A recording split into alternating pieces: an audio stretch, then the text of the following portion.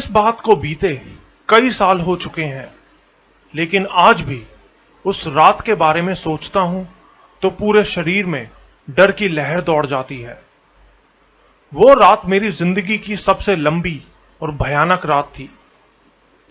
ये बात साल 2004 जून की है। मैं तब 17 साल का था। मुझे भूतों की कहानियां बहुत अच्छी लगती थी। भूतों की कहानियां सुनकर मुझे डर कम बल्कि मजा ज्यादा आता था। हम 2 भाई हैं और हमारे गांव में हमारी थोड़ी बहुत जमीन भी थी। भैया मुझसे 4 साल बड़े हैं।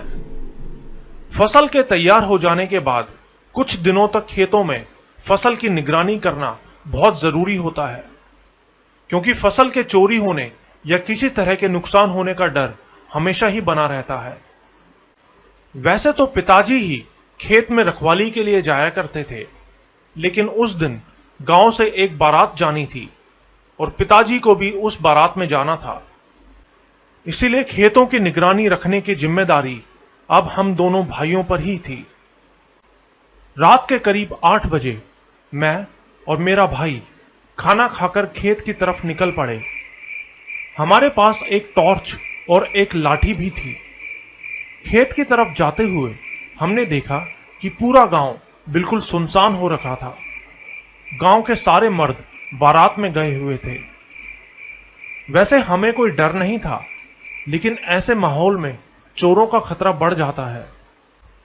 कुछ ही देर में हम गांव से निकलकर खेतों में आ गए थे। हमारा खेत गांव से करीब 2.5 किलोमीटर दूर एक बिल्कुल सुनसान इलाके में था और हमारे खेत से थोड़ा सा आगे जाकर एक पीपल का बहुत बड़ा पेड़ था, जहां गांव के गरीब निचली जाति के समझे जाने वाले लोग अपने मरे हुए बच्चों को दफनाया करते थे। हम दोनों हमारे खेत में पहुंच चुके थे। खेत में रहने के लिए हमने एक ईंट और सीमेंट का छोटा सा कमरा भी बना रखा था। कमरे के अंदर जाकर हमने पंखा और लाइट जला ली और बेड पर बैठ गए और करीब 1 घंटे वहीं बैठे बातें करते रहे। बातें करते करते भैया को याद आया कि हम पीने का पानी लाना तो भूल ही गए। भैया ने मुझसे वहीं रुकने को बोला और पानी लेने के लिए वापस घर की तरफ निकल गए। मैं अकेला वहीं उस कमरे में बैठा ही था कि लाइट चली गई। मैंने खिड़की से बाहर देखा तो गांव में लाइट थी। इसका मतलब जरूर बिजली का कोई तार हिल गया था। कमरा छोटा होने की वजह से वहां गर्मी बहुत लग रही थी, इसलिए मैंने खुद जाकर बिजली के तार को चेक करने का फैसला किया। मैंने टॉर्च उठाई और एक बड़ा सा पतला डंडा लेकर बिजली के खंबे की तरफ निकल पड़ा। बिजली का वो खंबा उस पीपल के पेड़ के पास ही था। वो जगह बिल्कुल सुनसान थी। मैंने जैसे ही डंडे को उठाकर ऊपर तार को हिलाने की कोशिश की कि तभी मुझे कोई आवाज सुनाई दी। आवाज किसी औरत की थी। आवाज सुनते ही मैं बहुत डर गया कि इतनी रात में इस सुनसान जगह पर कोई औरत क्या कर रही होगी।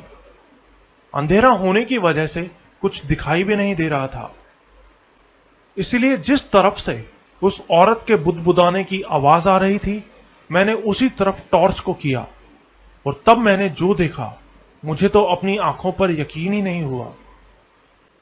मैंने देखा कि एक बहुत ही डरावनी औरत जिसके बाल बिखरे हुए थे सामने जमीन पर बैठी थी और पता नहीं कैसे मंत्र से पढ़े जा रही थी। उसने अपनी आंखें बंद की हुई थी और आंखें बंद किए हुए ही वो मंत्र पढ़ते हुए जोर जोर से हिल रही थी। तभी मेरी नजर उस औरत की गोद में पड़ी तो देखा कि उसने अपनी गोद में एक बच्चा लिया हुआ था, लेकिन वो बच्चा जिंदा नहीं था। वो बच्चे की लाश थी जो कि सड़ चुकी थी और बीच बीच में उस लाश में से खून और मांस जैसा कुछ बाहर निकल रहा था। मैं वहां खड़ा वो सब देख ही रहा था कि उस औरत ने आंखें खोल दी। अब वो ठीक मेरी तरफ ही देख रही थी। उसकी आंखों में गुस्सा था और वो देख के मेरी तो जैसे सांसें ही रुक गई। मैंने उसी वक्त टॉर्च बंद की और जितना तेज हो सकता था वहां से भागने लगा, लेकिन मेरे भागते ही वो औरत भी रोने की आवाज में चीखते हुए मेरे पीछे भागने लगी। भागता हुआ मैं बस यही सोच रहा था कि आज जरूर मारा जाऊंगा। मैं जल्दी से खेत में अपने कमरे में पहुंचा और दरवाजे को अंदर से बंद कर लिया। बिजली ना होने की वजह से कमरे के अंदर घुप अंधेरा था। मैं वहीं बिस्तर के कोने में बैठकर जोर जोर से हनुमान चालीसा पढ़ने लगा। मैं अपने आप को बस यही समझाने की कोशिश कर रहा था कि वो औरत मेरे पीछे यहां तक नहीं आएगी, लेकिन यह सब बेकार साबित हुआ। तभी मुझे बाहर से जोर जोर से दरवाजा पीटने की आवाज सुनाई दी। वो मेरे कमरे के बाहर तक पहुंच चुकी थी। वो जोर जोर से अपनी भारी सी आवाज में मुझे दरवाजा खोलने के लिए बोल रही थी। मैं वहीं कोने में डरा सहमा छुपा हुआ था।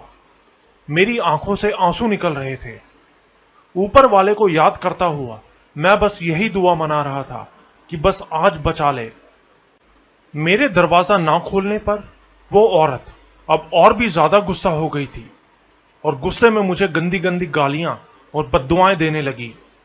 उसने कहा कि अगर मैंने दरवाजा नहीं खोला तो वो मुझे मार डालेगी, क्योंकि मैंने उसको मंत्र साधना करते हुए देख लिया था।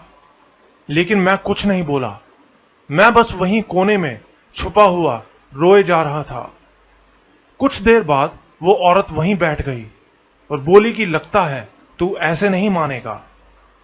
ये बोल के उसने कुछ मंत्र पढ़ना शुरू कर दी। शायद उसने कोई अगरबत्ती भी जलाई थी, क्योंकि उसकी महक कमरे के अंदर तक आ रही थी और धीरे धीरे उसके मंत्रों की आवाज तेज और तेज होती चली गई। उसकी आवाज सुन के ही डर लग रहा था, लेकिन तभी मेरी तबीयत खराब होने लगी। ऐसा लग रहा था जैसे कोई मेरे हाथ पैरों को जोर से दबा रहा है। सर में दर्द होने लगा था और चक्कर से आ रहे थे। ऊपर से उसके जोर शोर से मंत्र पढ़ने की आवाजें। वो औरत रुकने का नाम ही नहीं ले रही थी। सर का दर्द अब बर्दाश्त से बाहर होता जा रहा था। मैं अपने होश खोता जा रहा था, लेकिन तभी मुझे फिर से दरवाजा पीटने की आवाज सुनाई दी। मैंने होश में आते हुए आवाज पर ध्यान दिया तो पता चला कि वो तो भैया की आवाज है। साथ में कई गांव वालों की भी आवाजें आ रही थी। अब मैंने हिम्मत करके दरवाजा खोला तो देखा कि बाहर बहुत सारे लोग इकट्ठा हो चुके थे।